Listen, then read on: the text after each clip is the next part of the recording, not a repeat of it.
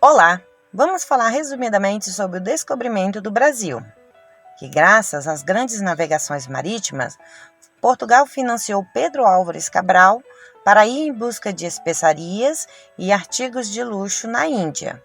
Sabe-se que Cabral saiu de Lisboa em 9 de março de 1500, com a esquadra formada por 3 embarcações, sendo 3 caravelas e 10 naus. Ele estava também acompanhado de navegantes experientes, como Nicolau Coelho e Bartolomeu Dias, aquele que fora o primeiro a chegar ao Cabo da Boa Esperança, traçando uma nova rota navegável, ligando o Oceano Atlântico ao Oceano Índico na África. Já no dia 22 de abril de 1500, foi avistado um monte, do qual denominaram de Monte Pascoal, e este monte é situado no sul do atual estado da Bahia.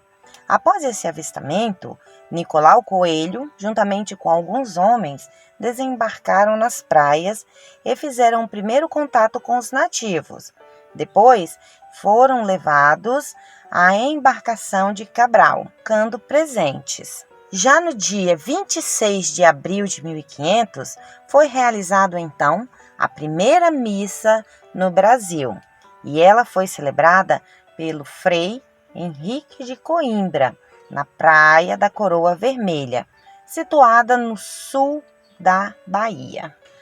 Em 1º de maio, oficializou-se então as posses dessas terras recém-descobertas, quando fincaram a bandeira lusitana, ou seja, portuguesa. Já entre 26 de abril e 2 de maio de 1500, o escrivão Pero Vaz de Caminha registra todos os fatos que ocorreram em um documento conhecido como a Carta do Achamento do Brasil, da qual ele envia ao rei Dom Manuel I de Portugal, relatando tudo o que viu. No início, o relacionamento entre nativos e portugueses ocorreram através do escambo. Os nativos cortavam e transportavam o pau-brasil até as embarcações dos portugueses e, em troca, recebiam quinquilharias. Era uma troca.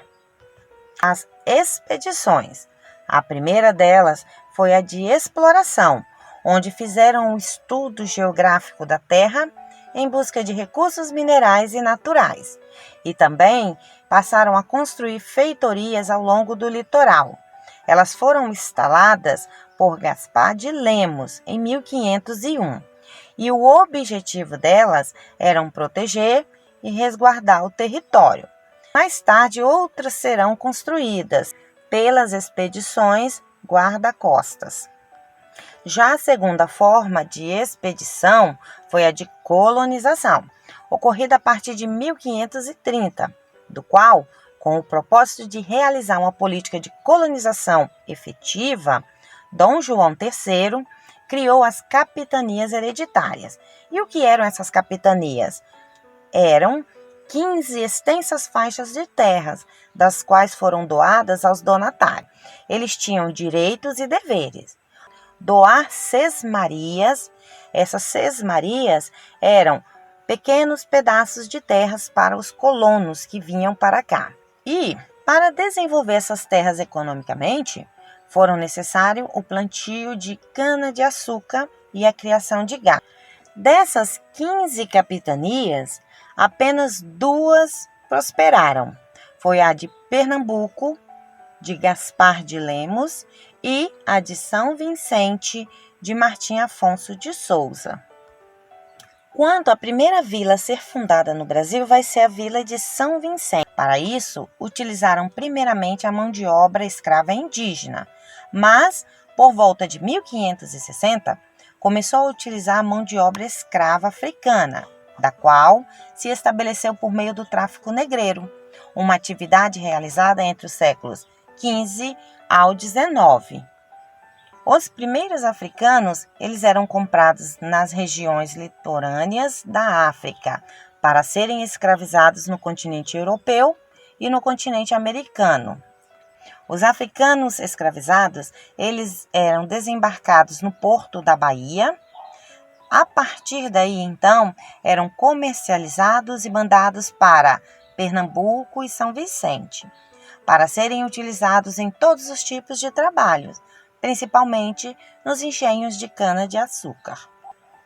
A partir de 1548, houve um modelo administrativo implantado pela Coroa de Portugal na América Portuguesa, conhecido de governo geral, e o objetivo era centralizar a administração da colônia. Nesse período foram 3 governos gerais. O primeiro, Tomé de Souza, que realizou a fundação da cidade de Salvador, considerada a primeira capital do Brasil. Ele também criou os cargos de capitão-mor, ouvidor-mor e provedor-mor. Realizou a fundação de câmaras municipais.